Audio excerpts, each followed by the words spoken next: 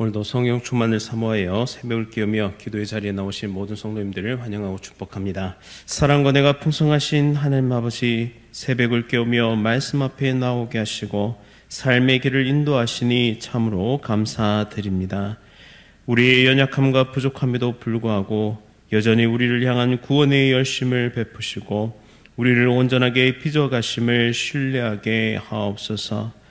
우리의 능력으로는 결코 설 수 없고 온전할 수 없음을 겸손히 고백합니다. 예수 그리스도의 십자가 은혜로 우리를 씻어주시고 예수님의 의로 옷 입히시며 빛의 사자로 세상 가운데 복음의 빛을 비추게 하여 주옵소서. 우리 교회를 붙들어 주시고 담임 목사님과 사모님의 건강을 지키시며 모든 사역 가운데 풍성한 은혜를 더하여 주옵소서. 원로 목사님과 사모님의 건강 지키시고 날마다 기쁨의 삶을 살아갈 수 있도록 은혜 베풀어 주옵소서. 또한 모든 사역자들이 성령 충만의 은혜로 맡기신 사명 잘 감당케 하옵소서. 장로님들과 권사님들, 집사님들 가운데 그리고 모든 성도님들에게 동일한 은혜를 부어주시고 함께 하나님의 비전을 이루어가게 하옵소서.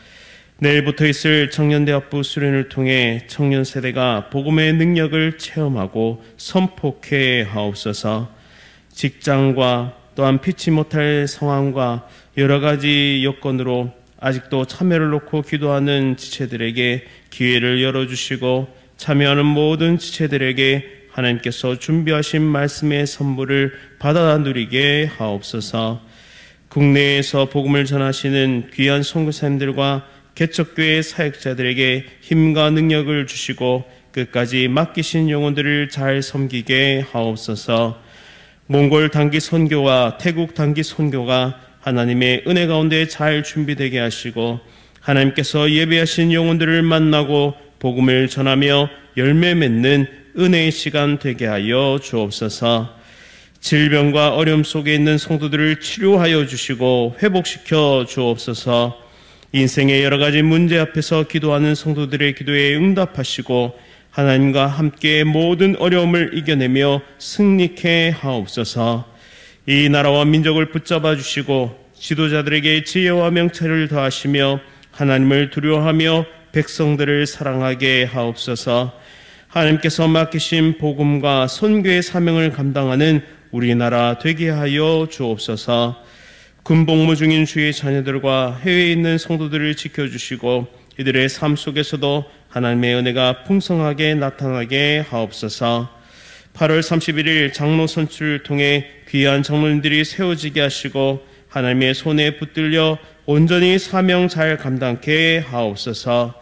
내 안에 계신 예수 그리스도로 인해 빛을 세상 가운데 비추는 빛의 자녀들이 다 되게 하옵소서. 이 시간 천사 찬양대의 찬양 기쁘게 받아 주시옵고 복을 더하여 주옵소서. 예수 그리스도의 이름으로 간절히 기도드립니다. 아멘. 오늘 하나님께서 우리에게 주시는 말씀은 이사야 60장 1절부터 9절까지의 말씀입니다. 구약 성경 1041면에 있습니다. 이사야 60장 1절부터 9절까지의 말씀을 한 절씩 교독하실 때에 살아계신 하나님의 음성 들으시기 바랍니다. 일어나 빛을 발하라. 이는 내 빛이 이르렀고 여호와의 영광이 내 위에 임하였음이니라. 보라, 어둠이 땅을 덮을 것이며 캄캄함이 만민을 가리려니와 오직 여호와께서 내 위에 임하실 것이며 그의 영광이 내 위에 나타나리니 나라들은 내 빛으로 왕들은 비치는 내 광명으로 나아오리라. 내 눈을 들어 사방을 보라. 무리가 다 모여 내게로 오느니라. 내 아들들은 먼 곳에서 오겠고 내 딸들은 안기어 올 것이라. 그때에 내가 보고 기쁜 빛을 내며 내 마음이 놀라고 또 화창하리니 이는 바다의 부가 내게로 돌아오며 이방 나라들의 재물이 내게로 옴이라.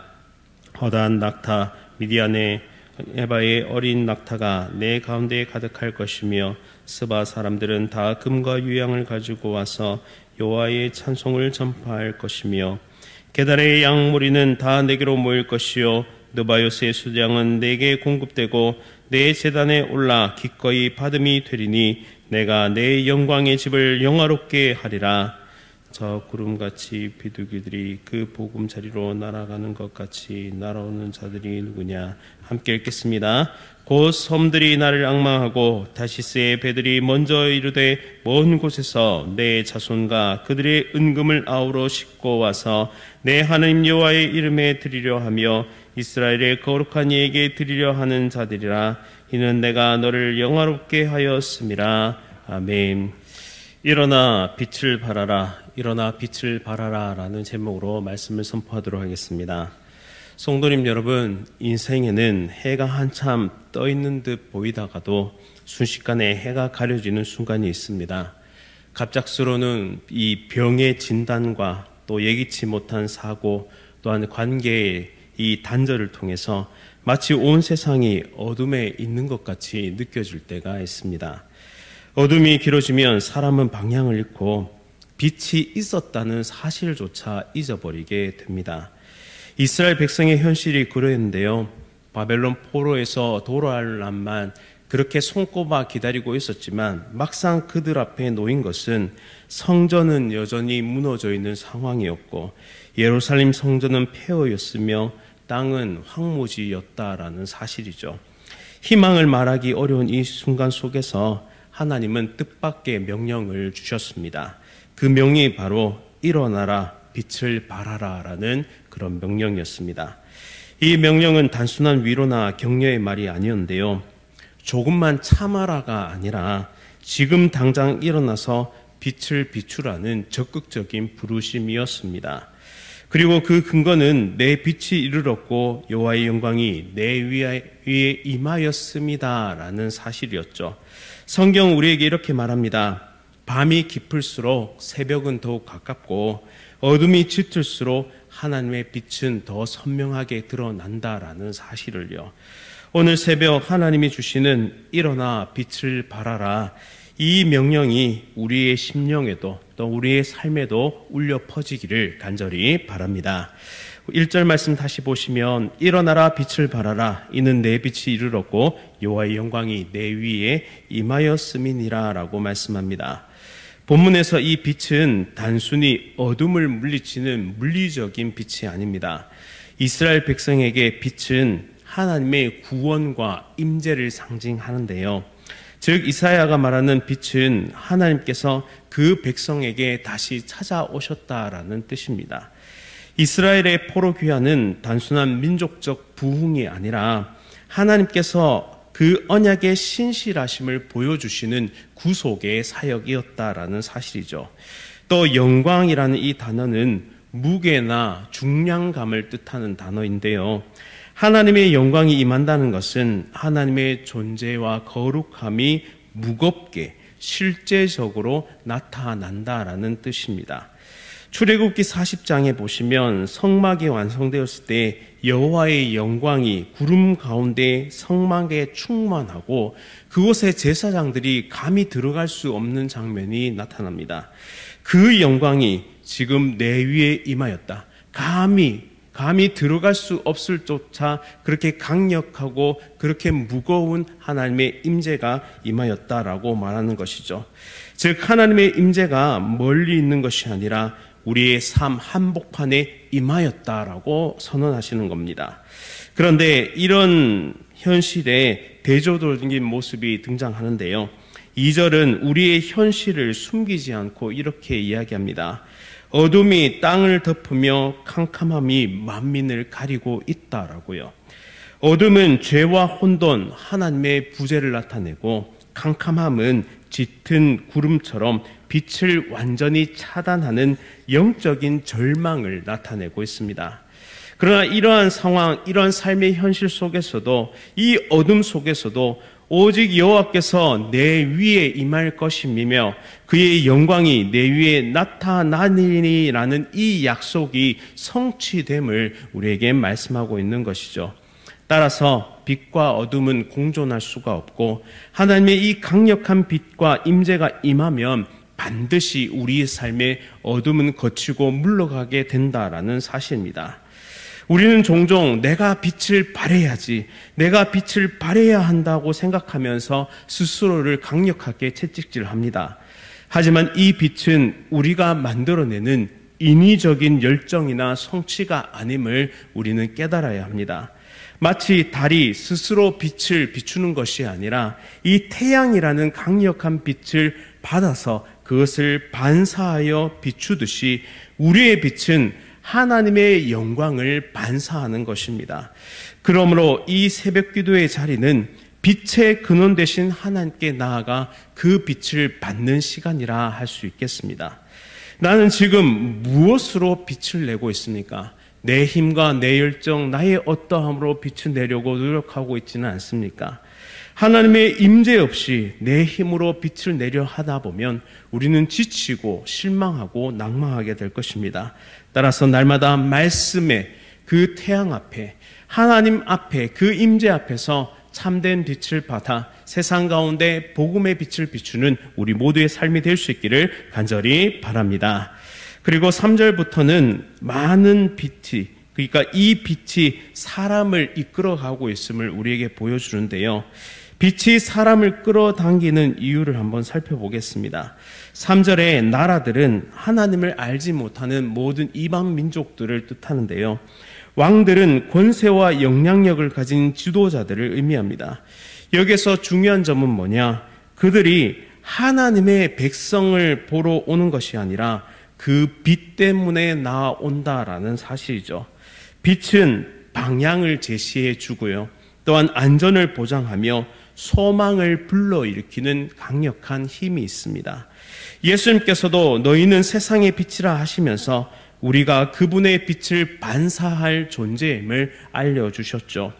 4절에서 내 눈을 들어 사방을 보라라는 말씀은 시선을 이 현실의 절망에서 하나님의 역사를 바라보라라는 명령입니다. 내 아들들은 먼 곳에서 오겠고 내 딸들은 안기어 올 것이다 라는 표현은 바벨론 포로에서 돌아오는 이스라엘 백성의 회복을 의미하기도 하지만 더 깊이 보면 장차 복음 앞에서 그 복음 안에서 하나님께 돌아올 영적 자녀들을 가리키는 것입니다. 하나님의 빛은 사람들을 집으로 돌아오게 합니다. 이는 단순한 귀환이 아니라 귀향, 본향으로 돌아오는 것이죠. 영혼이 창조주께로 돌아오는 사건을 말합니다. 5절에서 내 마음이 놀라고 화창하리니라고 말씀하는데 원어적인 표현으로 떨며 기뻐하다라는 의미를 가지고 있습니다. 이는 하나님의 이 역사가 너무 크고 놀라워서 경외심과 기쁨이 동시에 폭발하고 있는 상황을, 그런 상태를 나타내는 것입니다. 그때 바다의 풍부와 이방 나라들의 재물이 함께 돌아오게 되는데 이것은 경제적인 부흥뿐만 아니라 하나님 백성에게 필요한 모든 필요를 하나님께서 채우시겠다는 약속인 것입니다. 하나님의 빛은 사람을 향한 초대장이자 복음 전도의 가장 강력한 방식이기도 한데요. 말로만이 아니라 삶의 변화가 이 빛을 비추게 되는 것입니다. 가정에서, 직장에서, 이웃과의 관계에서 그리스도의 성품이 드러날 때 사람들은 이유를 묻고 그 이유가 복음임을 깨닫게 되는 것이죠. 그렇다면 나는 빛을 드러내는 삶을 살고 있습니까? 아니면 내 말과 행동이 복음을 가리는 가림막이 되고 있지는 않습니까? 내 가정과 교회는 하나님의 빛을 비추는 공동체입니까? 아니면 세상과 다를 바 없는 어둠 속에 갇혀 있습니까? 이것을 오늘 한번 진단해 볼 수 있기를 바랍니다. 마지막으로 이 빛은 열방을 향한 복음의 비전임을, 선교의 비전임을 우리에게 보여주는데요. 6절 말씀에 스바 사람들은 다 금과 유향을 가지고 와서 여호와의 찬송을 전파할 것이며 라고 말씀합니다. 여기에 여러 고대 지명들이 나타나는데 본문에 언급된 미디안, 에바, 스바, 게달, 느바yon 모두 아라비아와 근동 지역에 위치한 족속들입니다. 미디안과 에바는 아브라함의 후처 구두라의 자손들인데요. 역사적으로 이스라엘과 교류했지만 때로는 대립했던 민족입니다. 스바는 금과 향료로 유명한 남아라비아, 오늘날 예멘 지역을 뜻하죠. 그리고 게달과 느바요스는 이스라엘의 아들들로 유목과 가축 무역으로 번성한 족속들입니다. 이 이름들은 복음이 이스라엘을 넘어서 모든 타 민족, 타 문화권으로 확장될 것을 상징합니다. 즉 하나님의 빛은 이스라엘만의 특정 민족만의 전유문이 아니라 온 세상으로 흘러가야 할 보편적인 은혜다라는 것을 우리에게 보여줍니다. 또 6절의 금과 유향은 동방박사의 예수님을 향한 경배를 나타내기도 하는데요. 금은 왕의 권위고 유향은 제사장의 중보이고 모략은 이 본문에는 없지만 이 모략은 동방박사들이 드린 세 번째 예물입니다. 즉 이사야의 예언은 예수 그리스도 안에서 성취되었으며 그분이 열방의 왕이요 참된 제사장임을 보여줍니다. 그리고 8절과 9절에 다시스의 이 배들은 바다를 넘는 복음을 상징하는데요. 다시스는 지중해 서쪽 끝, 그러니까 스페인까지 가리키는 고대 항구 도시의 상징입니다. 따라서 다시스의 배들은 먼 곳까지 나아가서 이 복음이 바다와 대륙을 넘어 전 세계에 확장될 것을 우리에게 보여주는 장면입니다. 즉 오늘날에도 복음은 여전히 타 민족권 그리고 열방을 향해 확장되어야 한다는 뜻이죠. 빛은 교회 안에만 머무는 것이 아니라 이웃과 나라들을 향해서 그리고 문화와 사회의 변방까지도 비춰야 하는 우리의 사명이다라는 것입니다. 따라서 우리는 직접 가든지 아니면 기도와 헌금을 보내든지 복음의 흐름에 동참하는 빛의 통로가 되는 것이 우리의 사명이다라는 것이죠. 따라서 우리 모두가 오늘 이 말씀을 통해서 예수 그리스도 안에서 완전히 성취된 이 빛, 또한 그분이 세상의 빛으로 오셔서 죄와 어둠을 물러내시고 그 빛을 받은 우리가 세상의 빛이다라고 말씀하시면서 선교의 사명, 전도의 사명을 맡기셨듯이 우리가 온전히 삶을 살아가며 우리 안에 존재하는 또한 우리에게 향하는 그 하나님의 빛을 받아서 복음과 전도와 선교의 사명을 감당하는 우리 모두가 될 수 있기를 간절히 바랍니다. 말씀을 기억하면서 함께 기도하겠습니다. 사랑과 은혜가 풍성하신 하나님 아버지, 오늘 새벽 일어나 빛을 발하라 라는 이 주님의 명령을 듣습니다.